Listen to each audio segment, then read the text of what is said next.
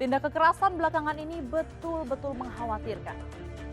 Di Bogor, Jawa Barat, dalam pengaruh alkohol, seorang pria tega melukai mata korban hingga buta.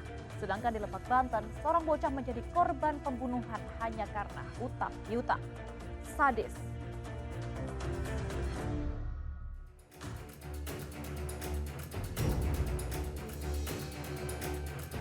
Berita kekerasan yang menyebabkan luka ringan hingga mengakibatkan korban jiwa seakan tidak ada habisnya terjadi di tengah masyarakat.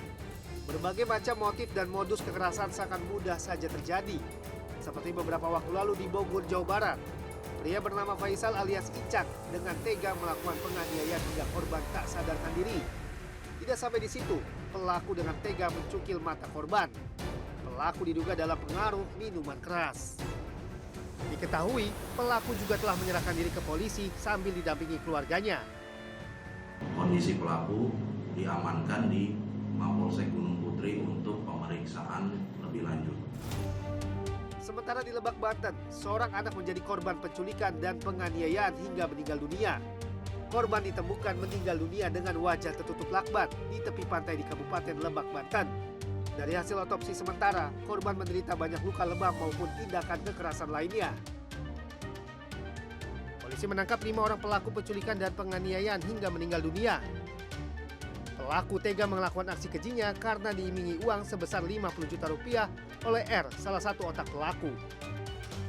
Kita sudah mengamankan 5 orang tersangka, ya, baik itu tersangka yang langsung mengeksekusi anak tersebut atau yang juga membantu sampai dengan pembuangan ke lokasi di Lebak. Ya, ada 3 perempuan dan 2 laki-laki. Korban dinyatakan meninggal 2 hari sebelumnya, jasadnya ditemukan. Ironisnya, kejadian sadis ini diduga hanya karena masalah utang piutang. Sebelum korban hilang, orang tua korban sempat menerima teror melalui aplikasi pesan singkat dari orang yang mempunyai hutang ke ibu korban. Dari Bogor, Jawa Barat dan Banten, tim liputan melaporkan.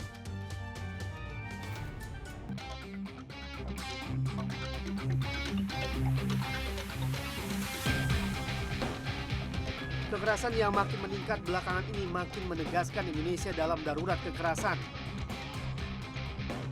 Menurut Kementerian Pemberdayaan Perempuan dan Perlindungan Anak, jumlah kasus kekerasan tahun 2024 mencapai 18.213 kasus, di mana perempuan yang menjadi korban mencapai 15.814 kasus. Sementara korban laki-laki mencapai 3.947 kasus.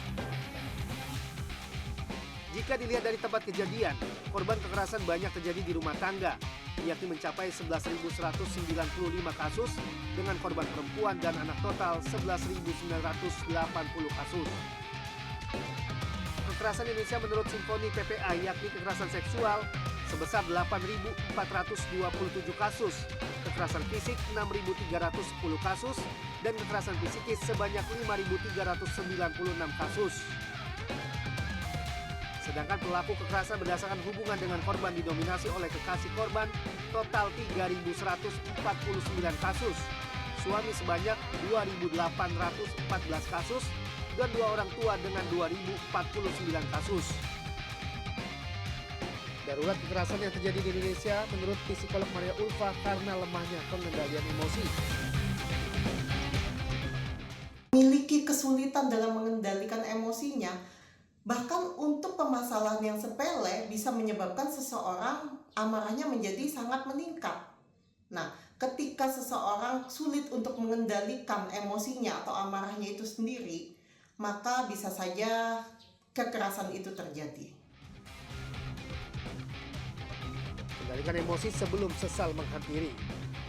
Liputan melaporkan.